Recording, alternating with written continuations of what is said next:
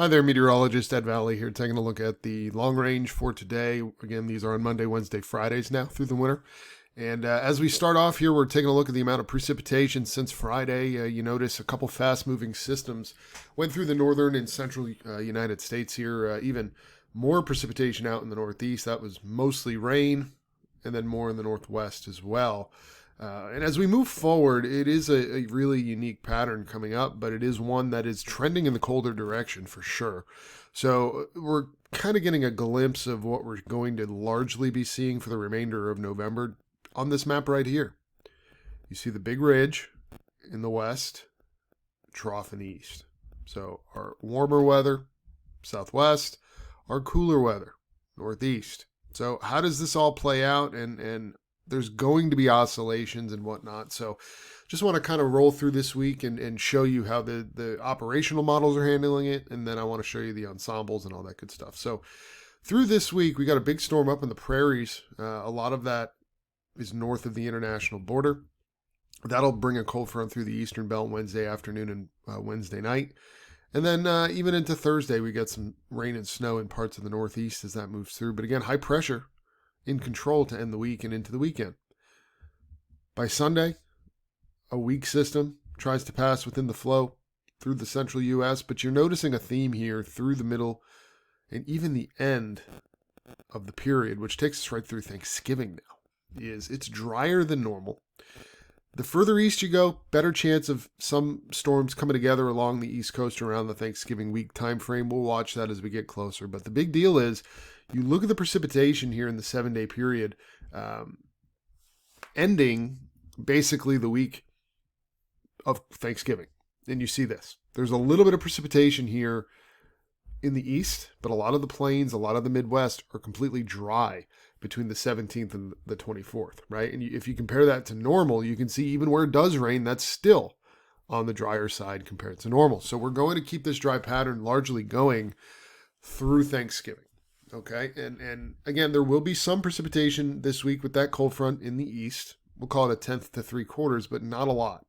So we turn our attention to kind of this bigger, longer term pattern. And I want to start here because we had a conversation on Friday about the European weeklies, and we noted that if this were to verify, it would obviously be a warmer side of the envelope. And I want to show you the difference between the European and the GFS in the 10 to 15 day, and then what the European weeklies had on Friday for the same time frame. So we're looking at the 24th through the 29th of November, the average 5-day ensemble mean. So biggest thing, the two biggest things, three biggest things. Big North Atlantic block, huge. No blocking near Alaska. However, this still forces cold into the eastern U.S. because of this block up near Greenland. Now, the GFS in the same period is almost identical. Big block near Greenland, no blocking up in Alaska, cold in the eastern U.S., warm out west. Almost identical, right? Canadian, basically the same thing. So there's a lot of similarities here between the three pieces of data now.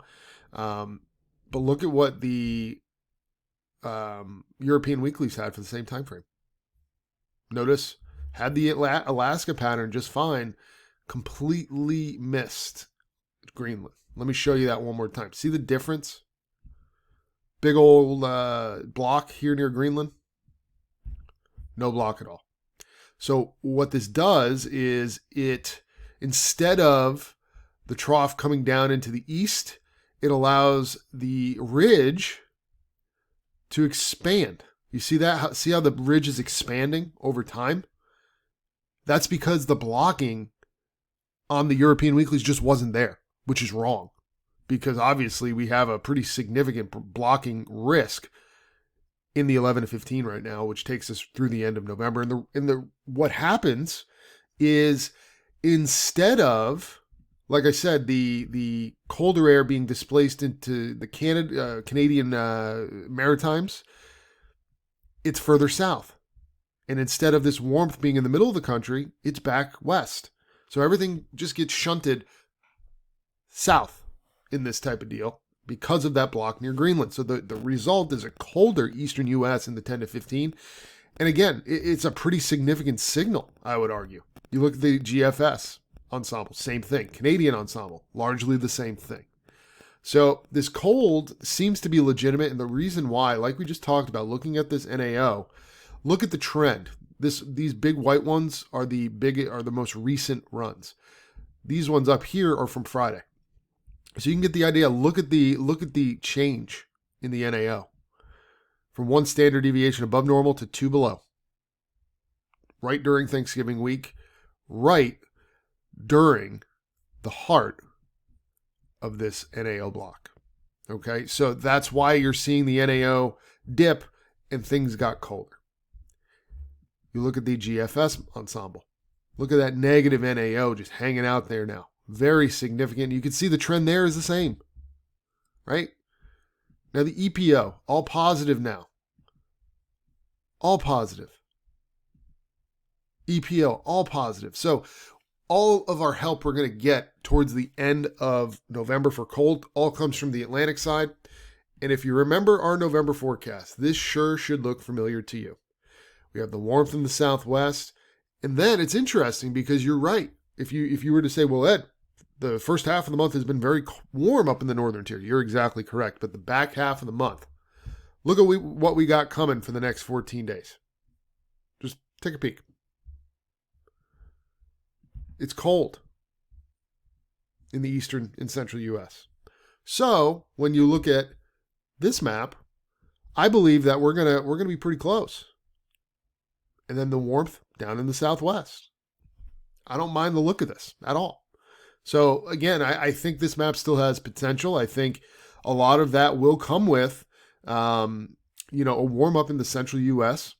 for the first week of December. But again, the further north and east you go, that cold air may stick around thanks to that blocking near Greenland. So that's what we're going to have to focus on here in the week ahead. So that's what we have for you today. Again, a fairly benign weather pattern, but again, cold to end November and even into the first week or 10 days of December, especially in parts of the Northeast. So that's what we got. Have a great day. We'll be back on Wednesday with another video.